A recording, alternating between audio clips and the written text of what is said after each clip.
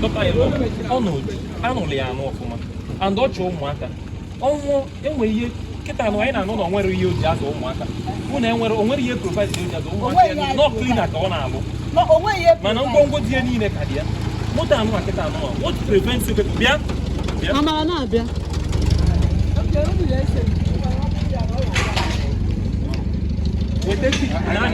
weta key a nakwa ịma ọnya ọka nụ anya disi weluki moto tie nye onwere na madam weluki nye ka onye gbochi gị nye ki ka onye gbochicha ki bịa ka onye gbochicha be tie onwere ki oji nọọsụ na onwere ki oji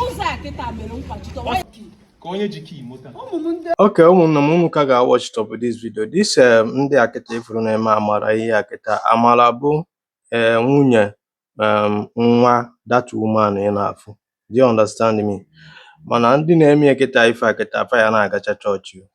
Do you understand what I'm saying? That's why I put ebe ana m agwa gị humanity first. We are apple religion.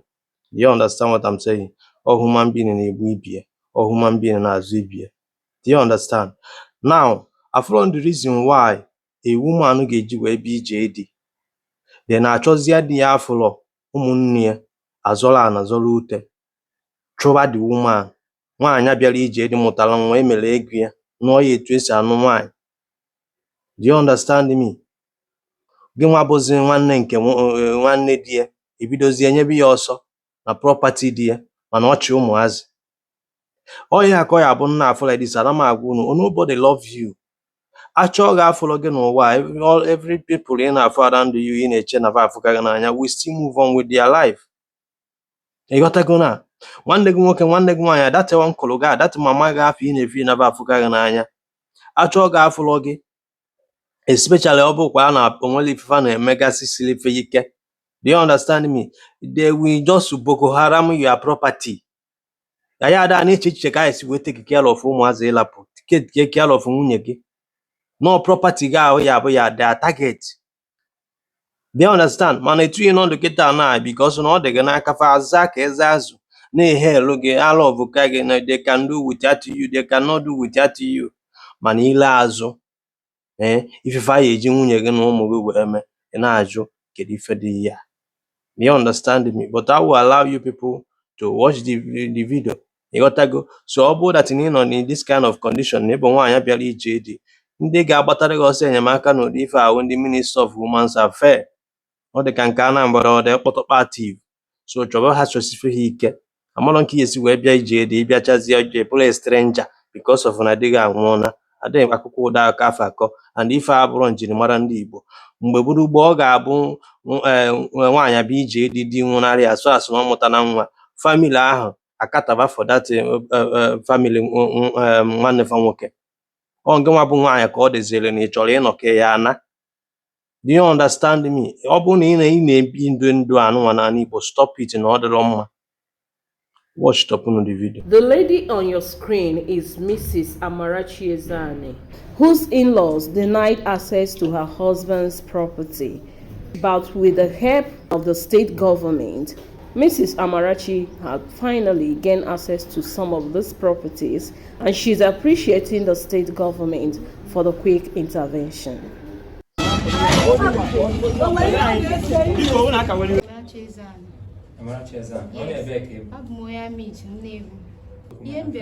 Ministry of Affairs ka anyị nụ maka na since dị m ka ihe na-atụgharị m ụmụnne di m ancha niile ewekọsịa n'ihe gbasara di m enwere onye na-ene m anya a na-ene m anya maka a na-enekọta ụmụazị a ka m kwụ maka fanọlụ adịghị ene anyị anya ili nne m ume na ụmụazị ekpekasị ha gbakọsịchara be di m si na ha na ụmụnne ha bụ ihe rụrụ ụlọ maras na ọ dị m bụ ihe nwere ụlọ jee na biznes dị m n'ọrụ sensi anwa ka m na ihe na-atụgharị m na ihe niile m mesiri di m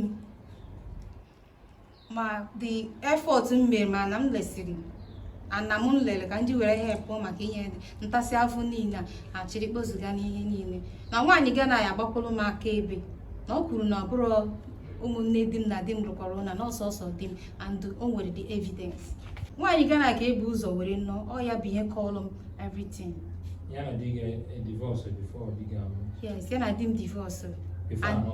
yes, and abịala m Ghana, di m si ka m bịa Ghana, ka m bịa fụfa, ka mụ na afụ ụmụazị a ka ha fụ everything before ihe niile, before di m amụ. Mụ na afụ ụmụazị a dị in good time.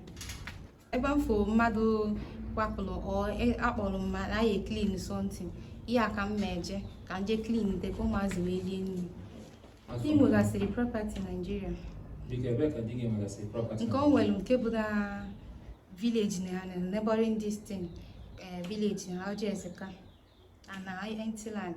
Nne di m nyere ya mmadụ n'akụ. Property ọzọ nwekwara nke a obi ọ rụrụ ụlọ si ya biri wee lụpụziere nne di m n'azụ nke ya. Ka ọ lụpụrụ nne di gị? Mana ofu compound. Ka ọ lụrụ ya ụlọ?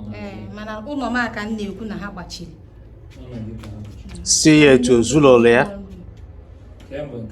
Nke a mere mgbe ya na-akwado na 15th August 2025. Ndị niile chọtara na one room aka anyị niile bụ ihe nụ. Achụpụrụ m nye one room, change the whole key, si na I belong to one. Nke ụmụazị alọkụcha everywhere, si na ofu aka I belong to. I change the key. Onye ji key a bụ nne di m. Ihe ọzọ ji m nwere na Nigeria bụ ụlọ o nwere na Asaba. Ụlọ akwa ka ha na-anakwa m akwụkwọ ya. Ha sị m na ọ bụ na m nwetara akwụkwọ ahụ, wetakwa akwụkwọ moto nwa bụ Siana, di m ji wee nata bifo nwa na udo ya dị na mmachite ya. Chinonye Ana sị na ọ bụ na m ewetara ya ịnọ n'okpuru ya na ihe ama ndị natara m na mma. Nọ ya bụ first. Ana ọmụwa bụ onye nwe nwunye Obinna. Ụlọ adị na Asaba ebe ụfọdụ? Ụlọ adị na Asaba dị n'Okwe. Eji m akwụkwọ ana niile ahụ because enwere mgbe di m na-aya ahụ ka ọ chinyere m akwụkwọ ndị ahụ 2023. Afọ ya bụ ọ chinyere m akwụkwọ ana ndị a. Di m kọwara m na enweghị onye nti n'ọbụla ga-eme m ka ndị a dara m ya na mma na I suffer for him, that this thing is my own no matter what. Di m nwere property na Ghana. O nwere ụlọ ọ rụrụ arụ, nwee warehouse, tenant house with the warehouse. Those things o nyichara ya, o belong to ụmụazị. Okay. Onye ji those property? Onye ji those property nwaanyị Ghana. Okay, nwaanyị Ghana. Afọ ya bụ Portia. Afọ ya bụ? Portia Agoman. Portia Ajiman. Ajiman. Okay. So again, ya na-ekwu? Yes. And they claim any property in The Nigeria? nwaanyị Ghana adịghị claim property ọbụla na Nigeria because the woman nọ for upward for the right. Ọ sị, I'm good to the husband because of ihe niile ngabigara. Mgbe di ya na-anyụ nsị naanị na mamịrị na ọmụa bụ ihe na-ekpo ihe niile, that I should fight for it, that n'ọkwụ m n'azụ. Alọpụrụ ebe a. Saa akwa ụmụaka gị ka dị ebe a. Mgbe a chere m efe mgbe a ha-achụpụrụ n'ụwa. Ha chụpụrụ ya na ya ọ nọzi na so nka mgbe anyị bịa biri ya. Ya nke bụ chejie n'ihe a. Yeah, change it. Sorry.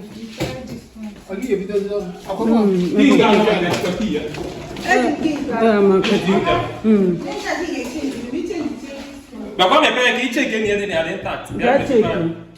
Ọ ga mewere gị na ya check gị makwa na ọ dị intact. Nga na-ekwu okupụta na ọ ihe ya dị n'ebe. Yes, na jewe ozugbo. Ebe a ka anyị nọ sọsọ na beri ahụ. Crowd niile chama abịa bụ ebe a nke anyị niile na-alụ n'anụ. Ngwongwo na aka dị ebe.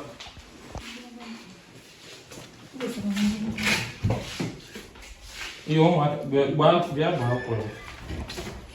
Ihe ngwongwo ụmụaka gị dị ya. Gbaa gbaa akwụrụ.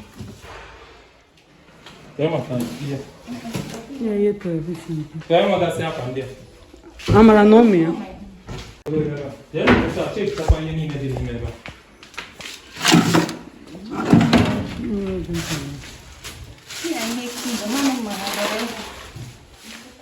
Cheki chagodi key ya ebe a. Imam instead of it. Cheki na key ya ebe a. Chegodi key nke ebe a. Ha were key nke.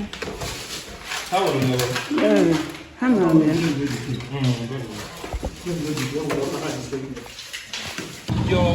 your daughter-in-law anụrụ ya anụ ọfụma and ọ chọọ ụmụaka ọnwụ enwe ihe kịta nụ anyị na-anụ na o nwere ihe o ji azụ ụmụaka o nwere ihe provide o ji azụ ụmụaka ya nọ cleaner ka ọ na-alụ mana ngwongwo di ya niile ka dị ya moto anụ a kịta anụ what prevents you bịa Amara na-abịa.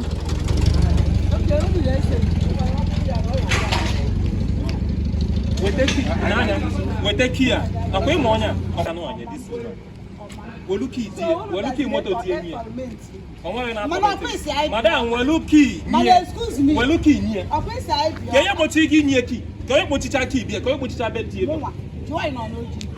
onwere key oji nọọsụ na onwere key oji ka onye ji key moto ụmụ paakịrị moto alụghị n'ụlọ ụmụ gị ndị ọnụ ka despleki ya ahụ o jiri bịa ndị sekuriti gajie ka ndị sekuriti ji sekuriti nke ọ ọ bụrụ ka esi eme madam ka sekuriti ji key moto mana kwụ nyere m ihe a ka sekuriti ji key moto ọkwa nwa gị nwoke Ka ya toghị enu moto ahụ. nwa gị nwoke nwara ụmụ moto ka ihe sekuriti ji wee jidekwa nke moto anọghị m ya ka ya toghị mfa anọghị m n'ụlọ ka eke moto anọrọ m n'ụlọ ka onye ji key ha were ha ma were bịa a sị na ọgụ nwa ji key weta key moto Ị na-atụ asị. Agwadi nwa eji ọma.